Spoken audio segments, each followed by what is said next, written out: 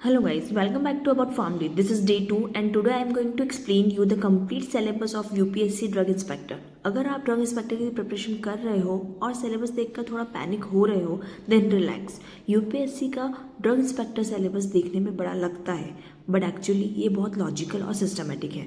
आज मैं आपको स्लाइड बाय स्लाइड बिल्कुल एग्जाम ओरिएंटेड वे में ये सिलेबस एक्सप्लेन करूँगी ताकि आपको क्लियर हो जाए कि क्या पढ़ना है, क्यों पढ़ना है और कैसे पढ़ना है.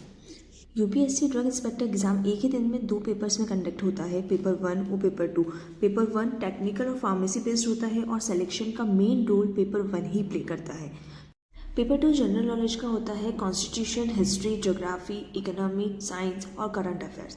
लेवल बेसिक होता है, बस रेगुलर प्रिपरेशन की अगर बात करूँ तो सबसे इंपॉर्टेंट टॉपिक है उसके अंदर forensic pharmacy. Yes, forensic pharmacy यहाँ पर हम क्यों पढ़ते हैं, क्योंकि यहाँ पर आपसे स्टूडेंट की तरह नहीं ड्रग इंस्पेक्टर की तरह सोचना एक्सपेक्ट किया जाता है. इस पेपर में मेन फार्मेसी सब्जेक्ट के साथ साथ ड्रग लॉज भी होते हैं जो इस एग्जाम का सबसे इंपॉर्टेंट पार्ट है.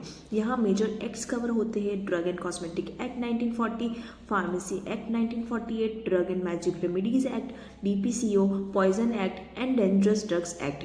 यूपीएससी यहाँ डायरेक्ट थ्योरी नहीं पर्टिकुलर और सिचुएशन बेस्ड क्वेश्चन पूछता है.